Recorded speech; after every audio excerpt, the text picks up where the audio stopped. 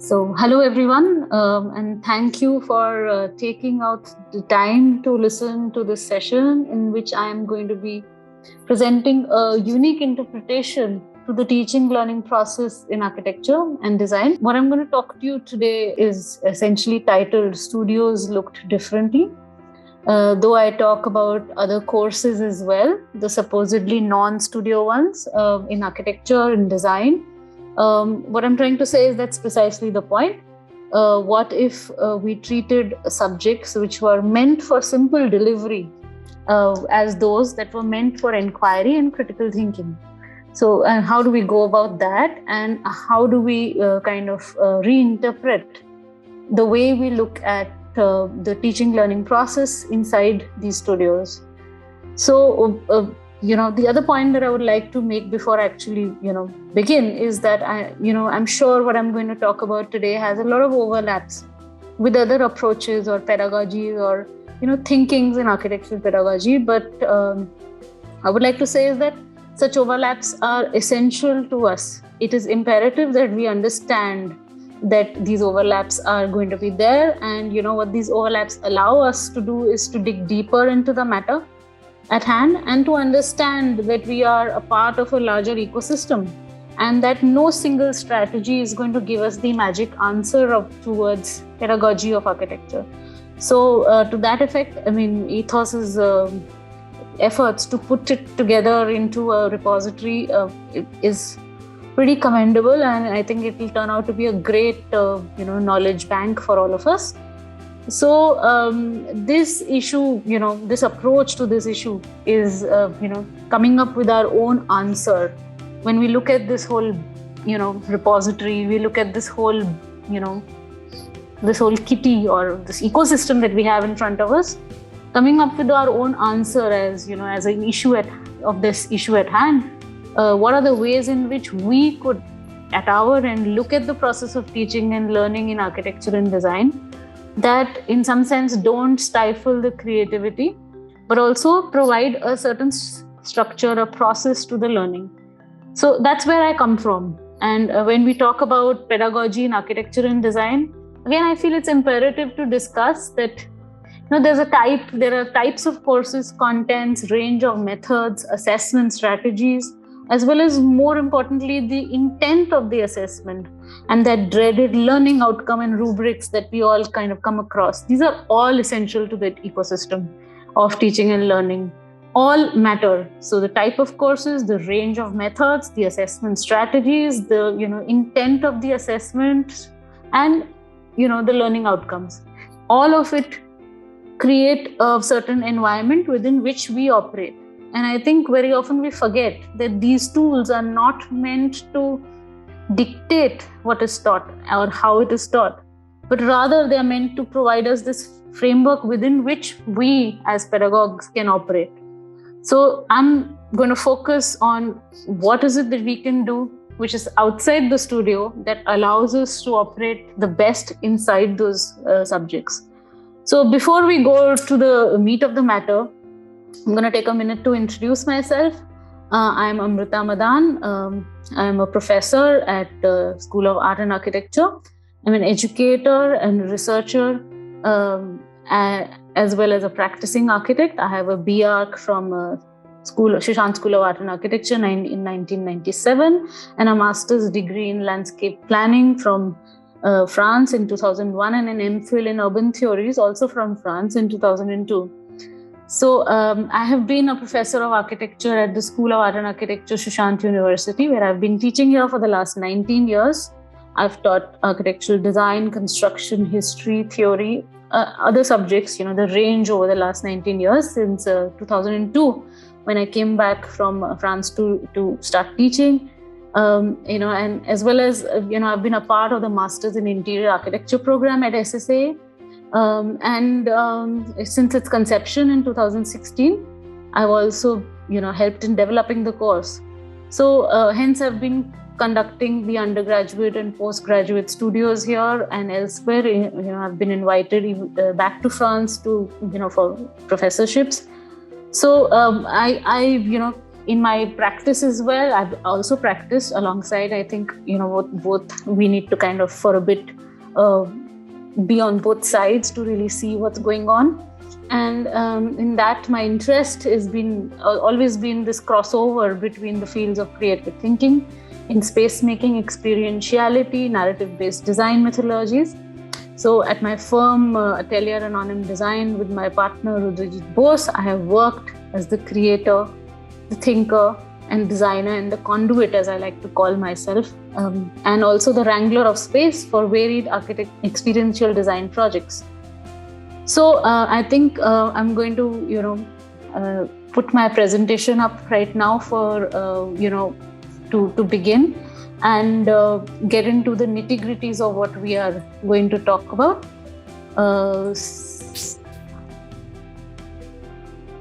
So, like I said, I've called this talk, studios look differently. And I discussed this already, where I come from, what is, the interior architecture program that I've been teaching, as well as these experiential programs that I've been teaching at the master's or the bachelor's level. Various ways to look at experientiality is something that, comes naturally to me. So as I said, even at my practice, it's the same approach that we've been using. So, this is where I come from. This is a part of, why this is important. And I would also like to say that along with, doing all of this, I've also, developed a very interesting teachers faculty training program for the school here. And I've been running that for a few years now. And that program has it's a unique look at, again, pedagogy. So, I've been talking about this, and it's a great thing to kind of put it all together for this purpose.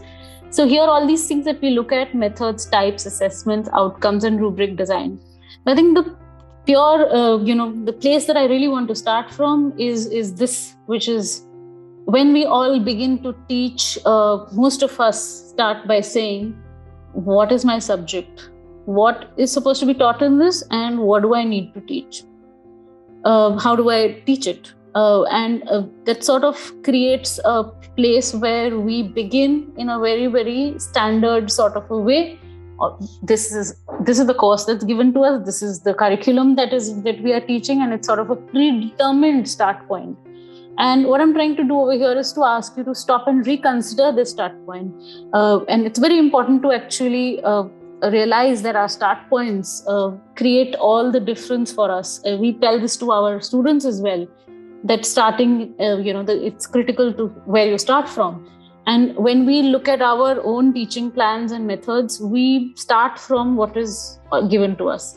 And I'm requesting everybody over here to kind of relook at that and say, what if we started differently? What if we designed differently, our studios differently, our subjects differently? And what would that distinction be? So, so this whole process of going through developing your lesson plan does not necessarily come from, a set of predetermined ideas. Yes, there is a syllabus. Yes, there is a point at which we start. Yes, there is supposed to be an outcome that we are supposed to achieve. But what is unique to us is the approach and the method that we take within those parameters.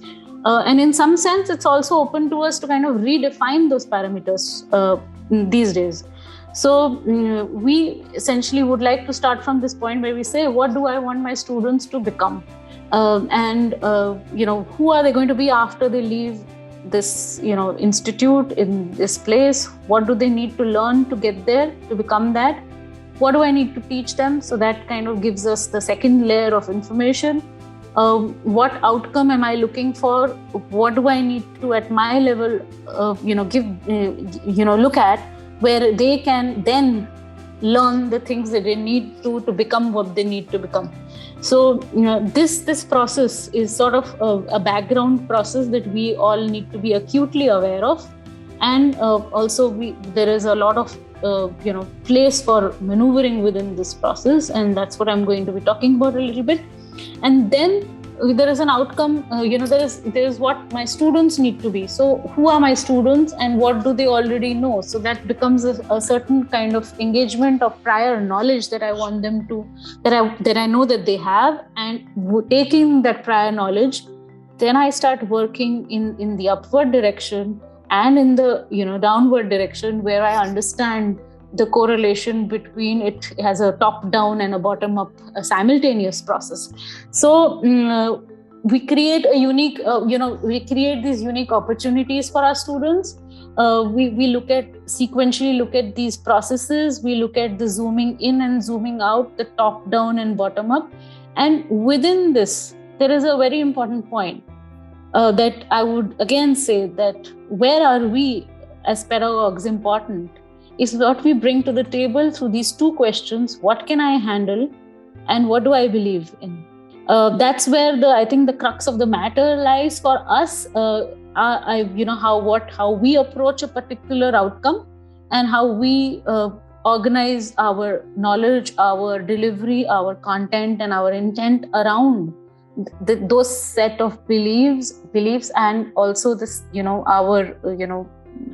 our skill set as people, as teachers, as architects, and how we kind of define that as the core around which we develop both the bottom up and the top down, the bottom up and the top down processes, as well as the zooming in and the zooming out that is critical. So what should my course achieve is something that I decide. Can I do this is something that I decide. And where do my students need, what do my students need to do to get there is something that I decide. And that's a very important role. So, and that's very important to understand that this is the zone within which we bring content and we bring, multidimensionality into the process. So here we are. I think in some sense, the brief design, what we are going to teach, how we are going to teach is one of the most critical aspects of the teaching learning process. And it requires to dig deep into our own motivations, our skills, our opportunities. And it's not an easy task to, write a lesson plan, lesson outcome, even an outcome which is responsive to the subject, responsive to expected outcomes, to the ethical stance that we need to take, that we can take as pedagogues or as, practitioners in the built environment. And as well as, what is it that, the role that we play within the society. So this whole, purview is really important to understand that while we teach, we don't just deliver. We also, we create ethical grounds for our students to deliver within society.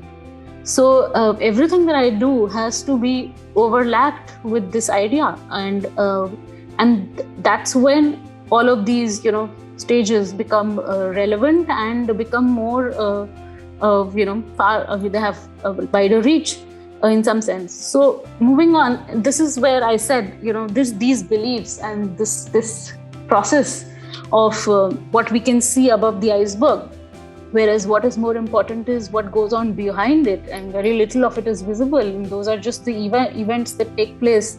What's happening. So here the events are those particular activities and actions that we make, whereas what we are actually needing to operate on are those patterns of behavior which are below, the attitudes, beliefs, and those mental models that are below the sea level, which we can't see, and which is where we can within this iceberg model operate. We should ideally operate. The deeper we go, the more impact we'll have, and it's up to us to go that deep. Whereas a lot of us find ourselves, really saying, I don't really have much to do. I can just talk about this is the exercise, and that's where we are really remaining on top and not really, we're skimming the surface literally.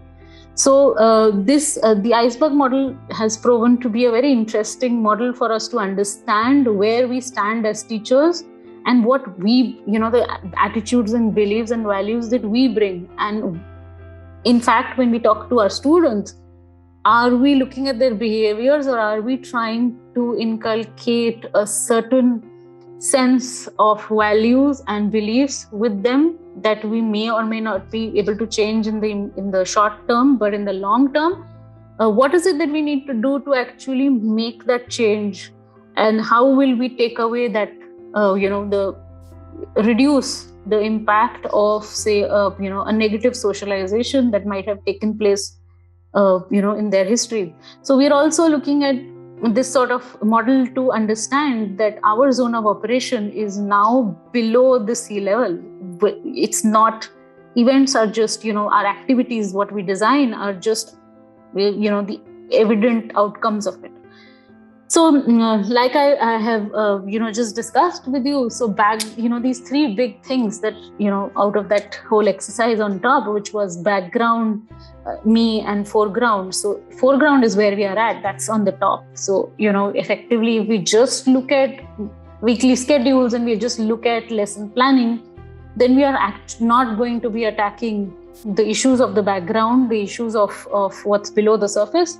And so I've divided this into three layers: the background, me, and foreground. I am the one who brings a very important aspect to this: the approach, belief, the kind of knowledge, skill, and value and outcomes that I will bring to the table, and how I'm going to kind of bring out information from what is given to me as a subject outline, as institutional outcomes, as program outcomes, and how those objectives, how do I align them with where I am at?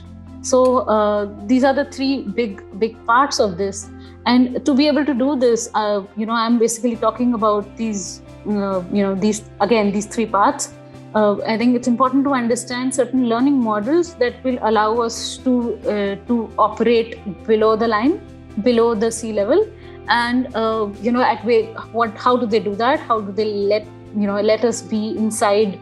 Operating inside the minds of our own histories and our students, and a lot of teaching and learning tools that I would like to say again that bring us the same sort of an operational entity, and a few powerful ideas. So I'm going to quickly go through them.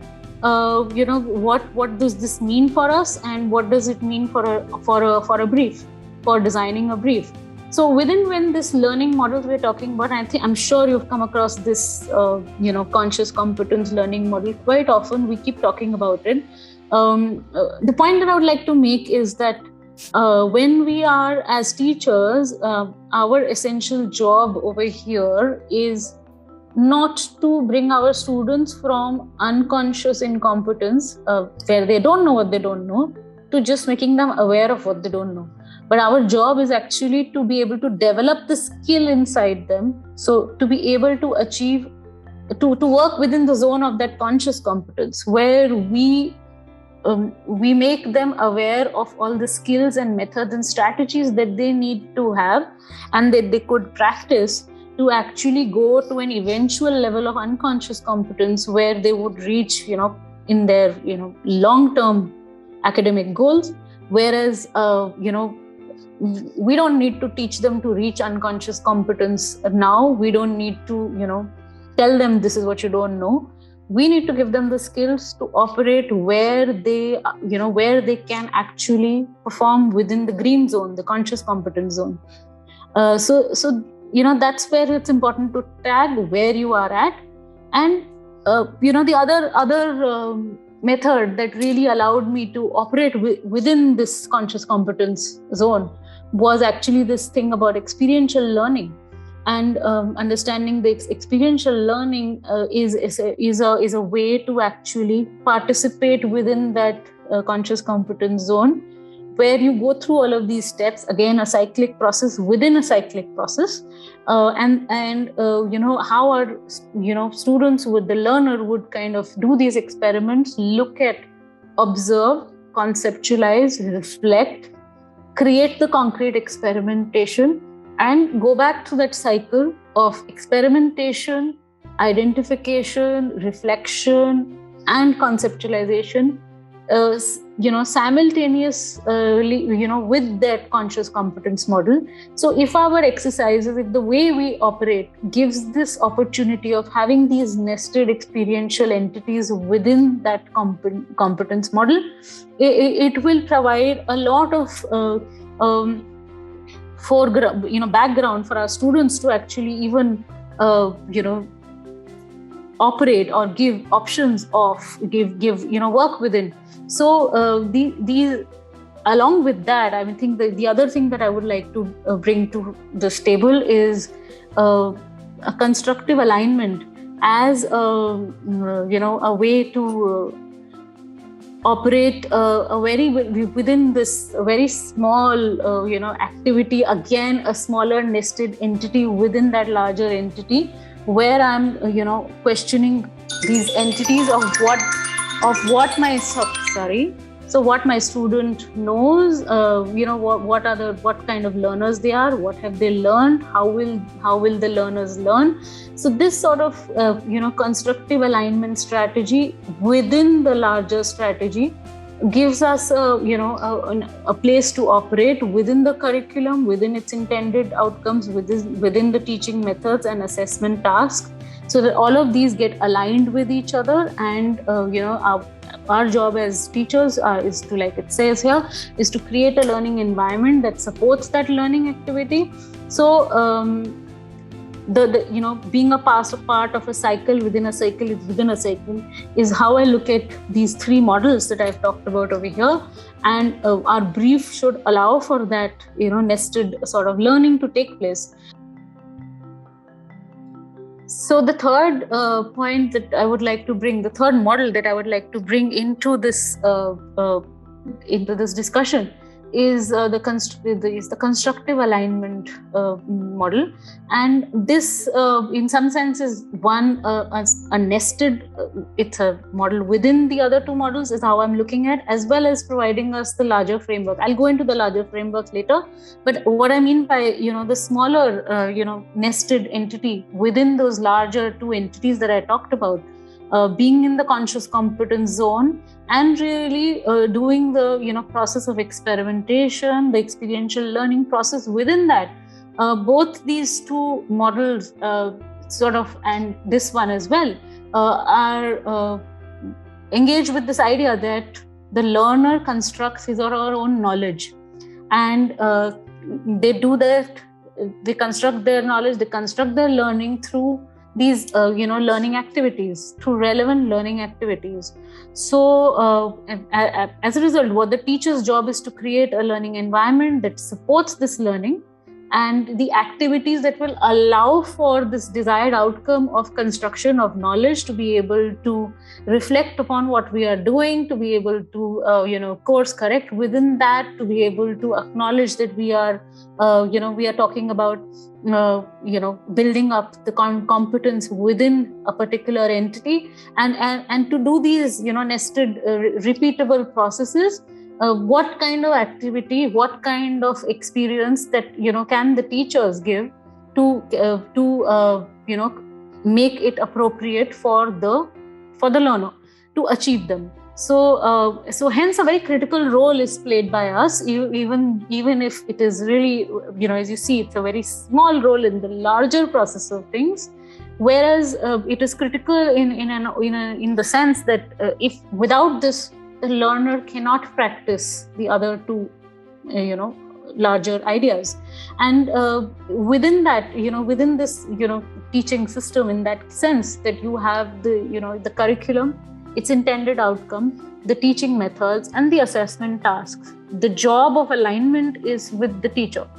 So we have these three big ideas: learning outcomes, learning activities, and assessment approaches. Now these three are completely intertwined, and how we actually mix them and how we actually address them as a singular or a meshed entity is something that defines us as being teachers with a certain kind, that will lead us to understanding of what can happen for our students. The other aspect of constructive alignment is this very and I'm quickly going through this. I think it's going through this very evident by the end of it. So other than the nested job, the overall job, like I said, to understand where we are coming from, what do we need to achieve in a larger sense, the course aims. So we do start from course aims. We do start from the course aims, come to the learning outcomes. The course learning outcomes give us the sort of level learning outcomes, and these sort of top-down processes are then backed up by our bottom-up processes of assessment tasks, assessment criteria of that, the constructive alignment strategy, and those module or subject learning outcomes that we bring and we align with each other. So on one side we are talking about a top-down, and the other side we are talking about a bottom-up process. And as a student, as a teacher, faculty, body, we now need to be aware of the roles that each one of us plays within this larger premise, within this larger entity of various levels, various subjects, various entities, various theory, practical, studio-based courses. What is it that our job is? How is it that what we do should give us that learning outcome? And that particular learning outcome is irrelevant to teach this. And when these few learning outcomes come together, they will give us a particular course outcome. And hence our students will be the students we want them to be by the end of it. So, to kind of be able to do these processes and to be able to align, we as teachers again come at this point where where these two bottom-up and top-down processes sort of meet each other. Again, we can go into it in more detail, but like I said, the kind of teachers that we are, again, another aspect of the constructive alignment strategy, which says what is our focus? Do we make our students? We think of what our students are, or what can I do? What teachers do? And the third level, which is what we all should strive for in some sense, is what our students do. So I think the learning outcome strategy has to be understood through the fact that it's the premise, the set of beliefs, values that we will set, that will influence that behavior and the attitude of what our students will do. And it's through this the working in that, within that premise, that we will achieve those those actions and impact the premise in return. So this sort of back and forth process is where we need to be. Quickly going through some very important tools that I find very interesting to go through, and I'm going to go through them very, very quickly over here. These tools have always helped me not only design my brief, not only understand why I'm doing what I'm doing. They are meant to give us a very large perspective of what could be our, could be the various entities we involved within the process. And it is also something that we can actually use within our studios, within our subjects, to create that, the thinker, the creative thinker that we want to, engage with as our student, outcome. So very interesting, why, how laddering tool that was, this is from Stanford University's D School, where, this why, how laddering has always, been discussed as something very interesting to allow us to come to, the larger abstract statements. When we ask the whys, we put a premise there, and through that premise, going through the questions of why, we can actually understand the larger, bigger entities and abstract entities. Whereas when we pose the question how, it sort of takes us down the the ladder and tells us what is it that we need to do specifically to achieve the larger whys. So again, as you see, a continuous process of why and how will give us larger impact in what we design and what we do, and it will also give us more tools to move ahead. Quickly taking you through an example, like which I keep talking about. So as an inquiry of that why, how laddering, if I start with, I want my, I'm to teach my students about the use of sustainable material. That seems to be, where I am at within the larger premise of, sustainable thinking as a program outcome. My students need to know to contribute to the society as an institutional outcome. And I come to my own idea that, I can actually, within this sustainable thinking, talk about sustainable materials. So here is it. I want to teach my students the use of sustainable materials. So that is my starting point. And the how, if I ask the how, it will give me a list of entities. How do I teach them sustainable materials? I could give them a list, or I could make them do a material case study. Whereas when I ask the bigger question of why am I talking about it? Because I'm saying that, in the future of the built environment, sustainability is paramount. The minute I ask the why and I placed it there, it gives me the idea of, that bigger picture. And it helps me develop the next level of how. So instead of just doing the standard answer that I would have done if I had just simply placed the house, through the why, I can now get, other answers, other ideas. So I want to do sustainability is paramount. How? Through current research, through strategies, through new materials, through understanding current applications and questioning how are these really sustainable, through understanding manufacturing strategies, through looking at, this was for an interior design brief, so through looking beyond interiors. So this whole process of questioning ourselves through the why how ladder actually gives us a larger range of why we are doing what we are doing. And that's where we need to place ourselves as faculty, right in the middle, right as a crucial role to bring a bigger premise as well as more intricate, more nuanced steps into the process of our briefs, of our pedagogy. So I think, another aspect of this was the inquiry-based learning that I think we all need to practice. I'm just touching over them. Inquiry-based learning as a tool that we should be able to incorporate within our studios, posing questions, posing inquiries, giving our students ways to pose inquiries within the structure.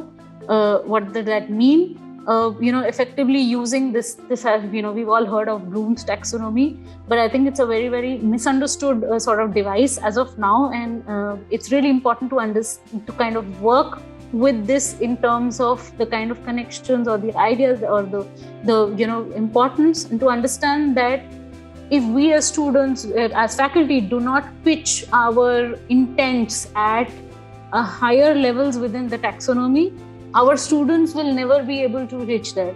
So at any point of time, our intent should be to actually reach to those higher degrees within the taxonomy, and our learning outcomes should now be refined to re-look at, these entities. And if I'm going to give my students a task of go look at something and come back, then it's going to remain just that much.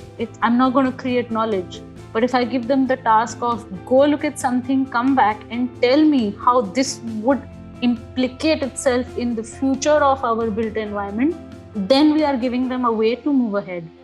So, and to create new knowledge.